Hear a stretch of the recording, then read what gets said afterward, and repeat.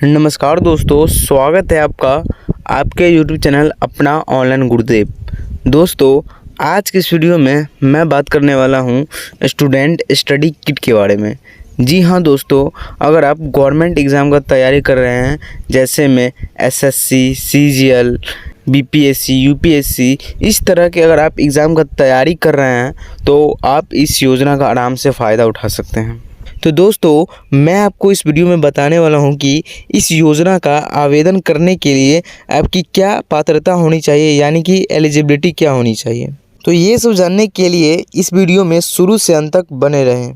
तो दोस्तों, ये बिहार गवर्नमेंट के द्वारा ये नोटिफिकेशन जारी किया गया है, जिसमें कि यह बताया गया है कि आप अगर यह आवेदन भरते हैं तो आपको क्या क्या एलिजिबिलिटी होनी चाहिए। तो यहाँ आप यह आवेदन का नाम देख सकते हैं, स्टडी किट योजना, और यहाँ पर कुछ आवश्यक सूचना दिया गया हुआ है। तो वही हम आपको बताने वाले हैं कि जैसे यहाँ पे लिखा हुआ है, प्रदेश के युवाओं को सार्वजनिक क्षेत्र में रोजगार हेतु प्रतियोगिता परीक्षा की तैयारी के लिए स्टडी किट निःशुल्क प्रदान किया जाएगा।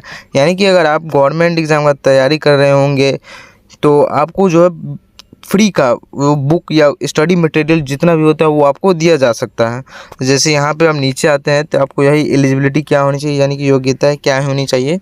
तो दोस्तों, यहाँ ये फर्स्ट नंबर में है, नियोजनालय में न्यूनतम 6 माह पूर्व का निबंधन होना चाहिए।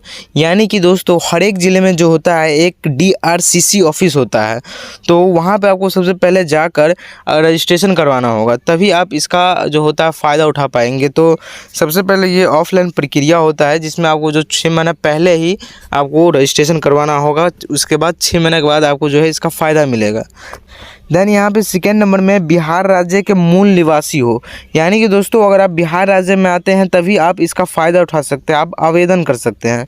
देन यहाँ थर्ड नंबर में आते हैं, यहाँ पे लिखा हुआ है लाभुक लाभार्थी की वार्षिक पारिवारिक आय 1,80,000 से कम होना चाहिए।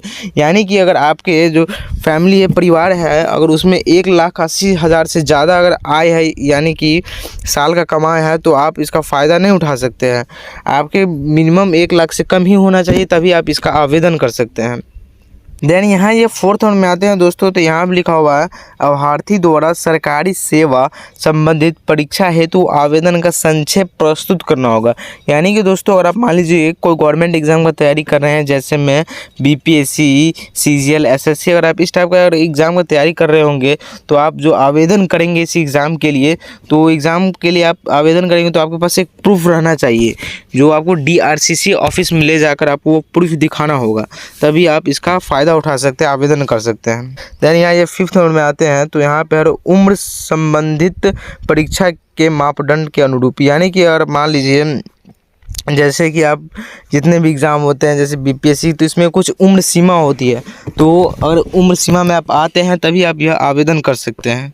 ये दोस्तों 6 नंबर में है, लाभुकों के चयन दिव्यांगजन, ट्रांसजेंडर, अनुसूचित जाति, जनजाति, आर्थिक रूप से पिछड़े वर्ग, पिछड़ा वर्ग, अत्यंत पिछड़ा वर्ग एवं महिलाओं वर्ग को प्राथमिकता दी जाएगी। यानी कि दोस्तों, यहाँ पे जो है पिछड़ा वर्ग जितने भी आते हैं उन लोगों को और पिछड़े वर्ग महिलाओं को जो है ज़्यादा प्राथमिकता दी जाएगी कंपेयर टू जितने भी होते हैं जनरल में आते हैं उस सब के कंपेयर में।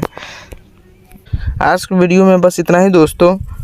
वीडियो अच्छा लगा हो तो प्लीज़ लाइक एंड सब्सक्राइब करना ना भूलें। थैंक्स।